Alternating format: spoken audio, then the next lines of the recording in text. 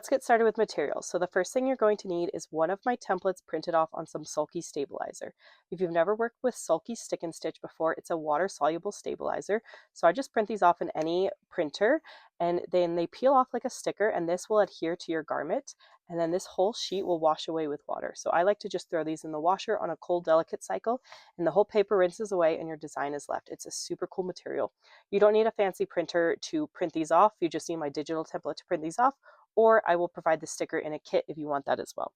You're also going to need some yarn. If you purchased a kit, it should already be included, or you're going to want to go out and get a weight 4 yarn. And if you don't know what weight 4 is, it'll have this little image on the back, if I can get it to focus, that'll say medium 4, and that's exactly what you want for this design.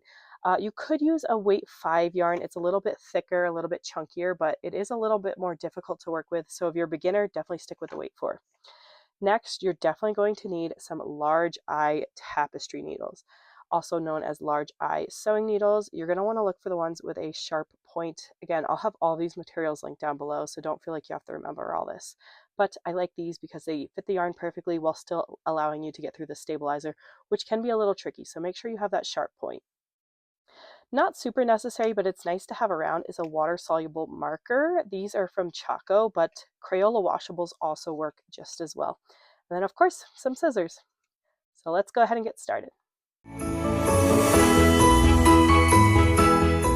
We will be working on this really cute little gift bag today. I thought it was just the cutest little addition for my daughter's Christmas gift, but I'm also going to show you some sweaters I've been working on, and we'll finish off the designs here. So we're going to be doing the flower design first, but I'll show you all the other designs as well. To get started, I have all of these linked. I have all of the middles marked off on my template, so you don't have to worry about thinking about the center. But if for some reason you don't have that, you can always just fold it in half to get the center. I'm just going to line it up based off of the previous folds on this design. So it looks like this design kind of just runs here. But if you don't have something like that, a ruler is really handy just to get the middle. But honestly, I found that a lot of times your eyeballs do a much better job for you than any ruler will, because you're going to know what looks more pleasing to the eye. So sometimes I do just kind of go for it and place these down and just kind of see what looks best for me. So you're just going to peel that away, place it down where you want it, and once you're happy with it, you're going to press it down really, really firmly so it sticks. So we're going to get started on our lazy daisy stitch here, and to thread these, I kind of just like to pinch the yarn with my non-dominant hand and then just kind of wiggle the needle on and pull that through. My nails are super long right now, so it's a little difficult to embroider. I need to go trim them. We're going to get started with the lazy daisy. I'm going to save the yellow star for last, so I'm going to start down here. And since this is a Christmas sack and I only have one opening to go with, I kind of have to go through this opening to do it.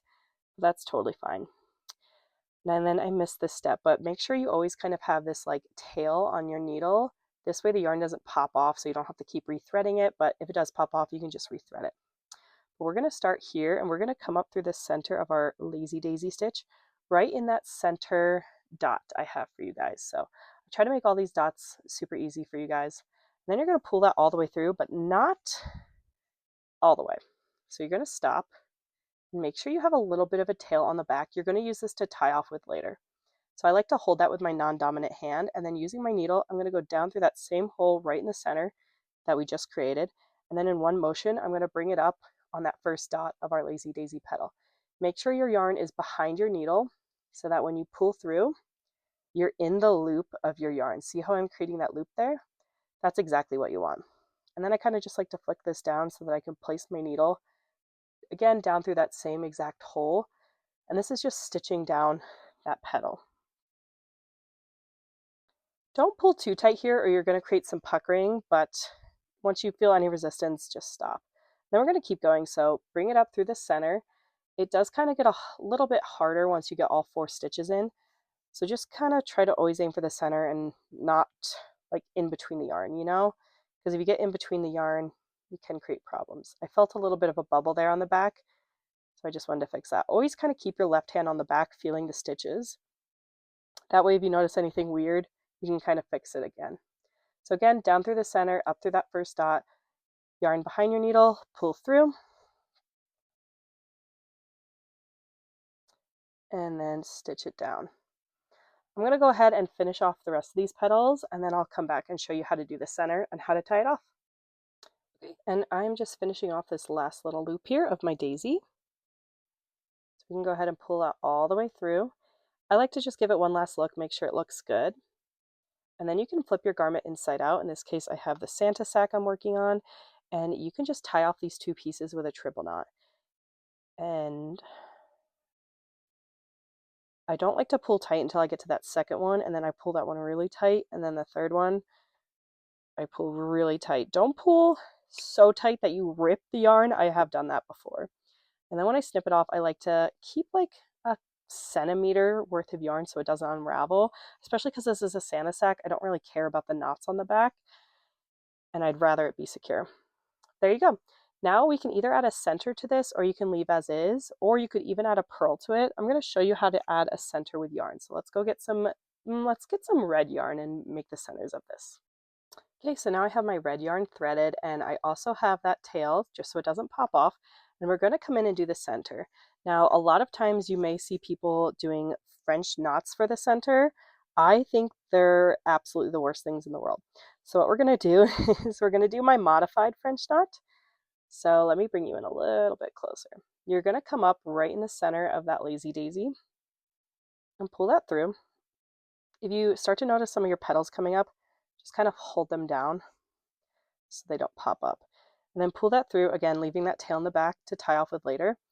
And usually a French knot, you would kind of wrap it around twice and then go back down. But I notice those fall apart and they're really difficult for beginners. So all you're going to do is tie a single knot and then a second knot on top.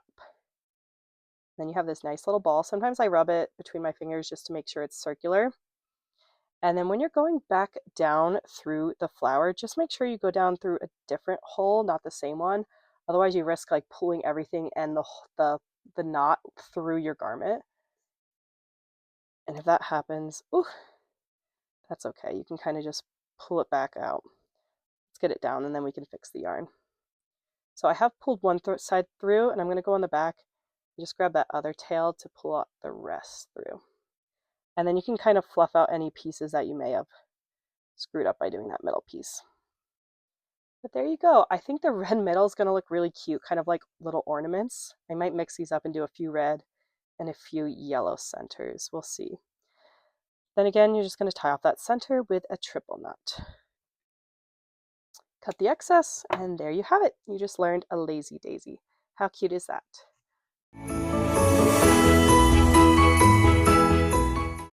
Okay, we're going to move on to the rows. So I have about 6 feet worth of yarn here to do one woven wheel. So it is going to take a lot of yarn, honestly, to do these roses. So just be aware of that. But again, I have my tail so that it doesn't pop off, and we're just going to come up through the middle of one of these woven wheels. So the cool thing about these patterns is you can actually use both of these to do either a lazy daisy or a woven wheel. It really doesn't matter. I kind of just place these just so you know what you could do, but they're really interchangeable. Like they both have 5 points. You could do a lazy daisy here or a woven wheel here, but I digress. So we're going to pull that through the middle. Then we're going to go down through our first spoke. Again, making sure you have that tail on the back. You can either come up through the middle or the outside spoke. I'm going to come up through the next outside spoke.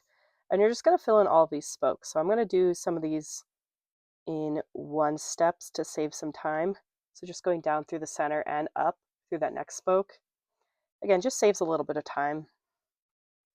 Down through the center. Up through that outside spoke, and then last one down through the center, up through that outside spoke, pull it through. That way you can finish going down through the center. That's what I like to do, at least. As long as you get all 5 spokes on there, it really doesn't matter how you get them. But now you're going to want to come up through the garment as close to that center as possible, because now the fun begins. So I like to take the eye of my needle just because sometimes if I use the point, it snags the yarn. I'm just going to take that eye and I'm going to start weaving it. So If you kind of treat these all like they're numbered 1, 2, 3, 4, 5, you're going to go under 1, over 2, under 3, over 4, and then under 5. That way, when you repeat the next pattern, see how I went under on that previous spoke? That means I'm going to skip it and go over it, and then go under. So now I'm going under 2 and under 4. We're just going to repeat this pattern. You can do 2 at a time.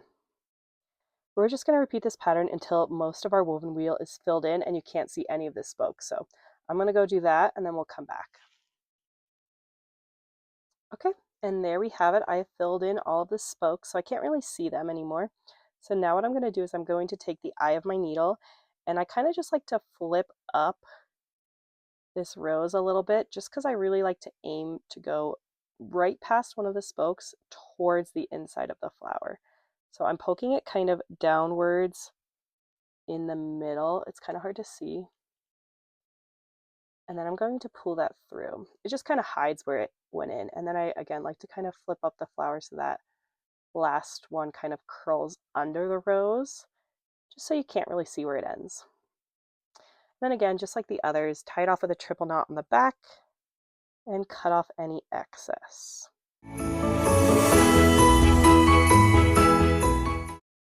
Okay, to get started on our bow, I have about 2 to 3 feet of yarn here on my needle. Again, leave that tail. We're going to start on the middle of our bow. I have yellow here because I want this to kind of act as the star to my tree, but you don't have to do that. You could totally do green as the top too. But I'm going to come up through the back of the sweater in that middle dot,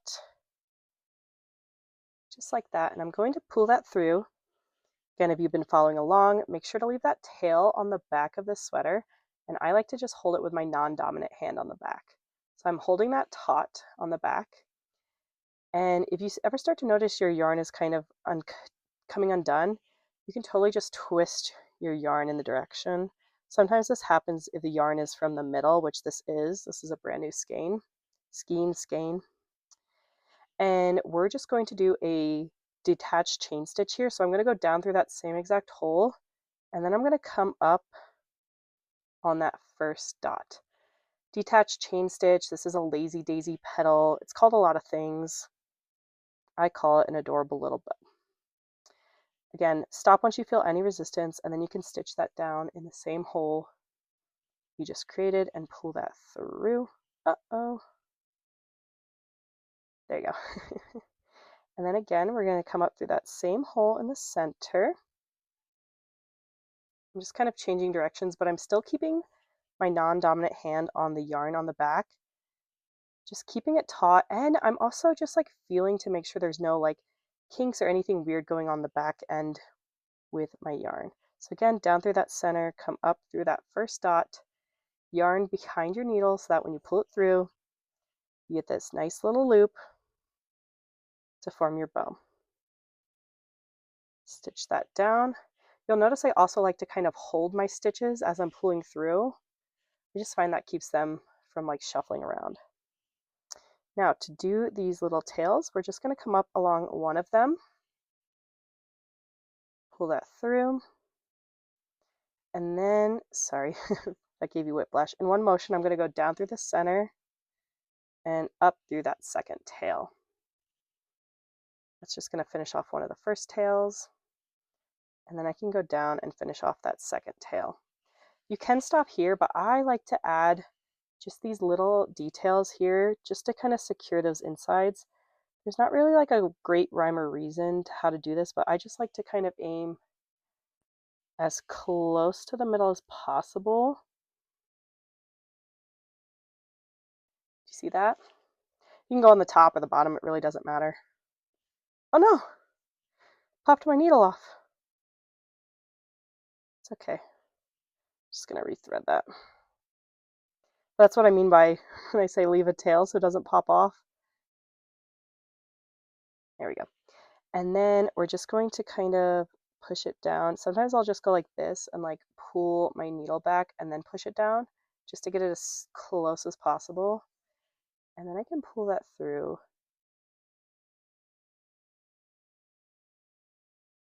and kind of fluff it up a little bit. Ooh, ooh, got some jingle bells over here.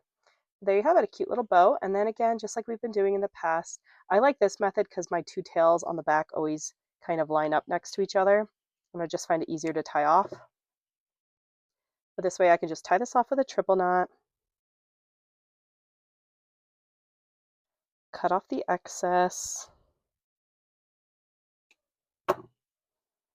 and then there you have it. I'm going to zoom you out because this one is my favorite, absolute favorite. On the ruffles, adorable.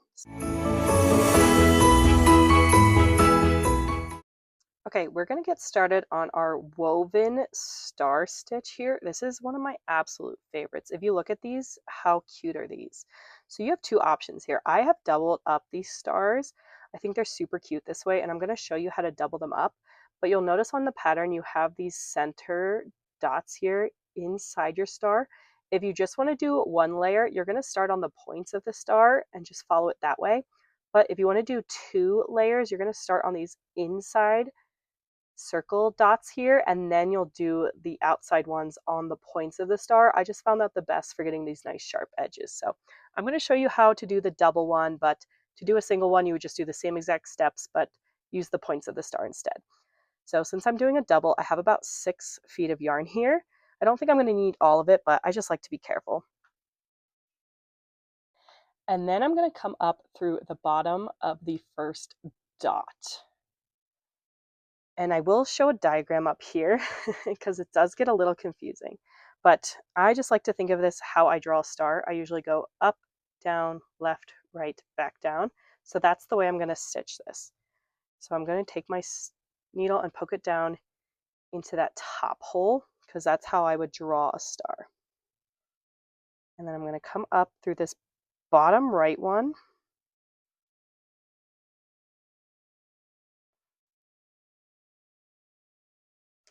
And I'm going to stitch that down. And again, starting at the left, I'm going to come up through that dot. And you don't have to do anything yet, so I'm just going to go down. But these last two are where you have to think. So I'm going to come up in this dot on the right side. And I'll have the diagram here, but I'm also just going to use my previous examples. So in this example, I go over this stitch and then under this one. So I'm going to go over this one and under this second one. I'm going to pull that through. And I'm going to stick it down in the same hole we just started in. Sweet. And then the last stitch can sometimes be a little tricky. But again, refer to my diagram up here, or I'm just going to use these. So I went over the first one and under the second one. So I'm going to go over this first one, and then I'm going to go under that second one. When you finish, it should have each point going over and under a piece of yarn. So you see how this first one goes under and then over, and then under, over, under, over, under, over, under, over. That way you have this nice little like detailed design that always repeats. And then we can start it off again, but this time we're going to go up through the points of our stars. I'm going to take it through the point. And since I've already done the heavy lifting on the first round, I can just follow it. So in this case, I went under.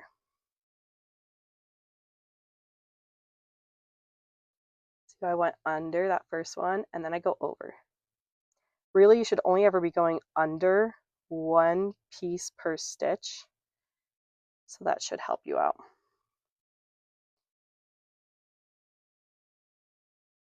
I'm going to come up here.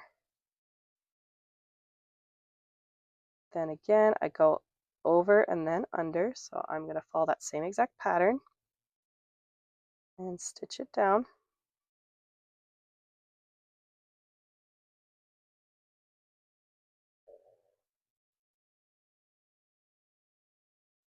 Again, following that pattern, we go over and then under. Stitch it down. Once you get a little you know, a little cocky, you can start doing things like this where you go down and come up where you want your next stitch to be, but don't worry about that now. So I'm going over here and then under these ones. This happens a lot where I kind of like accidentally go to the inside. So you can kind of just like pull your yarn up and just like adjust it so that it's, you know, kind of hugging that, because we want all these to be on the outside. And then the last stitch, you know what's funny is somebody sent me one of these that they were doing, the woven star, and they like went completely off pattern. Like some were going over, some were going under. There was no rhyme or reason to it. And honestly, it still looked adorable. I was like, I don't know how you did that, but it still looks good. So I wouldn't even worry about it.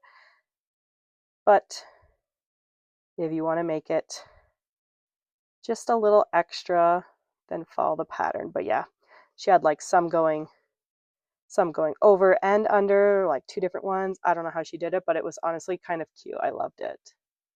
But yeah, this is supposed to be fun. Don't take it too seriously. I try to say that a lot. But there you have it. Oh my gosh, I absolutely love these stars.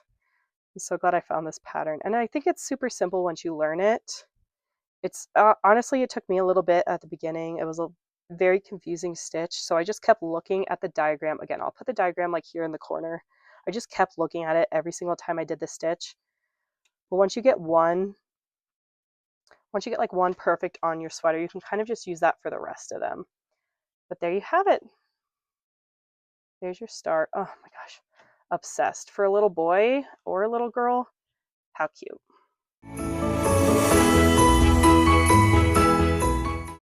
Okay, last but not least, we're going to learn this heart stitch. So I have, again, about 6 feet of yarn on my needle. People always ask why I use 6 feet, and it's just one arm span. Like if I stretch out my arms, it's about 6 feet. And I just find that's the most comfortable to like have to pull through. So that's why I use it the most often. Now this is a dress, so it might be a little difficult. There's a lot of fabric to work with, but I'm just gonna come up through the back and I'm gonna bring you guys in close here. And you'll notice there's 2 dots on these. So you're gonna use the top dot first on the bottom, and you're going to come up through that and pull it through. Now you're gonna start to notice a theme here. Back, tail, hold it with your non-dominant hand, the one you're not stitching with, and then we're just going to do those detached chain stitches. So down through that same hole and come up on that dot. Oh, you know what's funny is I already embroidered one of these dresses, but this one's giving me a little bit of tension. Maybe it's the yarn. Anyway, pull that loop through and then stitch it down in that same hole. Yeah, this is giving me a lot of grief. I don't know if I absolutely love that. Sorry for the video quality, it might be bad. But then I'm going to come up through that same hole. So I'm still using that top hole here. We're going to come back and do another set of them. So pull that all the way through. And again, down through that same hole, come up along the edge of your heart. Make sure your yarn is behind your needle so that when you pull through, you get this nice little loop. And then stitch it down. Whew. I do apologize. I'm a little sick right now, so if my voice is raspy, that's why. You can stop here, but I like to kind of make a sharper point. A lot of people say these look like wings if you don't do this second step. So what I like to do is I like to bring my needle up through that point now. Ah, yeah, this dress is giving me a lot of grief. I don't know, I did this other one over here and it was fine. It's a little dark, but I'm going to take this and I'm going to stitch it right below that first stitch. We're kind of just filling in the heart and trying to make those sharper points at the bottom. And again, I'm going to come up through that same exact hole at the bottom.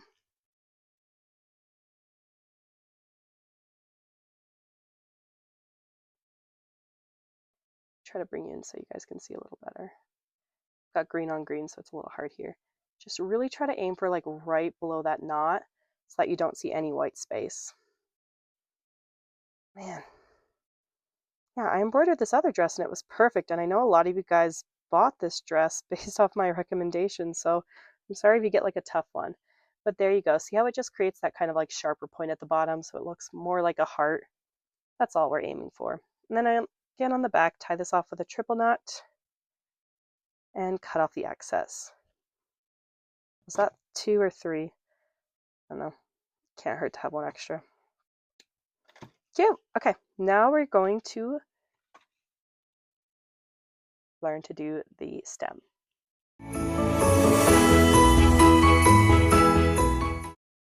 Okay, to embroider the stem, again, I'm going to have about 6 feet of this brown yarn here. For these templates, I did go a little too long on the first draft of these. I did shorten them up on the one you guys have. So I'm just going to kind of shorten this up to where I think it looks a little bit better. If you want to extend your stem, go for it, but sometimes a lot of satin stitches look a little rough. So I have my 6 feet of yarn here, threaded on my needle, weave that tail. We're going to do a satin stitch. And to do a satin stitch, I like to face the garment horizontally to how I will be stitching. So my stitches are going to go this way. So that's why I like to have the garment facing this way. And I like to start on the top left corner. Again, this is just personal preference, but I'll show you why I do that. We're going to bring that up through that top corner. You'll also notice I always kind of put my thumb here when I'm pulling through.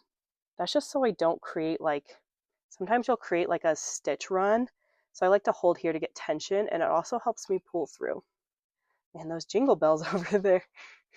I do have jingle bells. I'm not just saying that for the season. Anyway, I think I have way too much yarn here. So I'm just going to leave this tail in the back. Again, holding that with my non-dominant hand. I'm going to bring you guys in closer. So I like to just imagine my stitches are laying flat. I know some people like to draw lines here.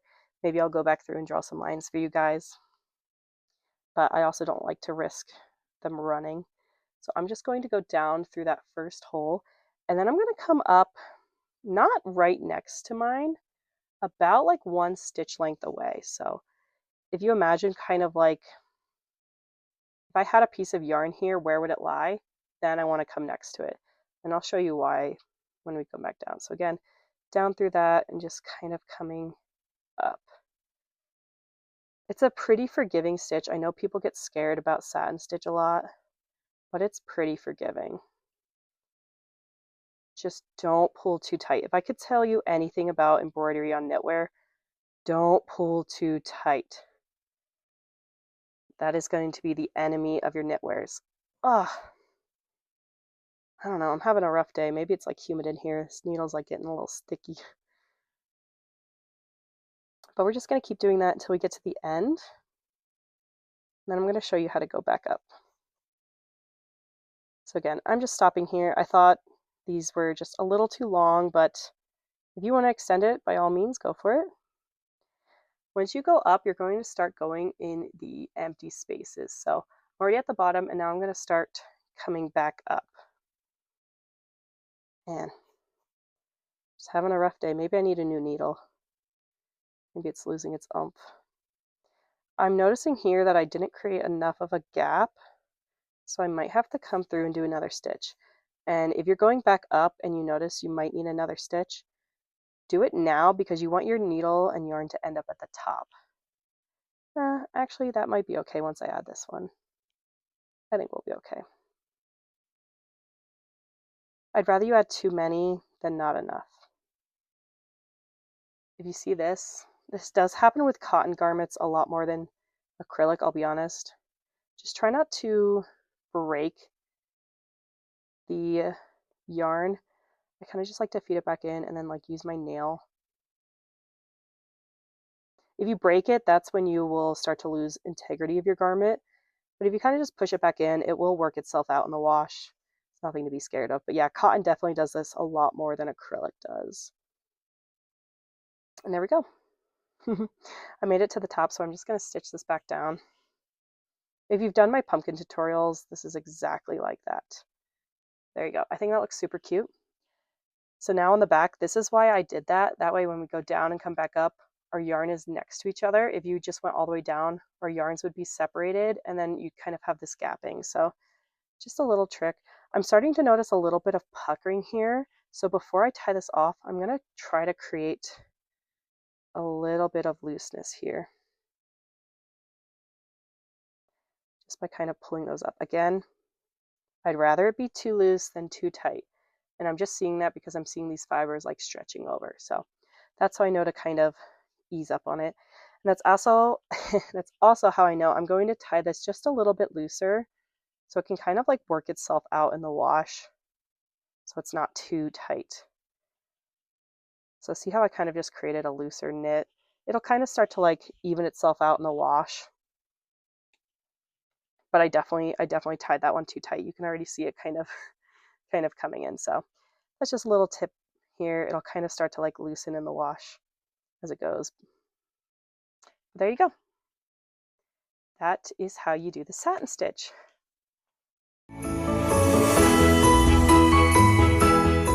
I just like to throw these in the wash on a cold, delicate cycle with a color catching sheet, especially if you're using darker colors like these greens or reds. Get a color catching sheet. They're like $5 at Walmart or Target or wherever you buy things, Amazon. If you don't have a washer, you can just run this under the sink. I like to use like my kitchen faucet sprayer to really get it off. If it feels crunchy or you start to see like black marks on your garment, that means the sulky is still on there. Wash it again. 99% of the time when people think they have stains, it's just the sulky stabilizer sticking around. So throw it in the washer. Do not dry this. Throw it in the washer, take it out immediately, and lay it flat. When I say lay it flat, come back here, lay it flat, smooth it all out. I'll show you how I do that, and just let it dry. Don't touch it, okay? So let's go ahead and do that. But this is exactly what I mean. Come back here and lay your garments flat to dry, just like I have here. If they start to feel a little bit stiff after you wash them and dried them, that may just be the sulky lingering around, so give them another wash and try again. Please, if you have any questions, please leave them down below. I would love to help you guys out.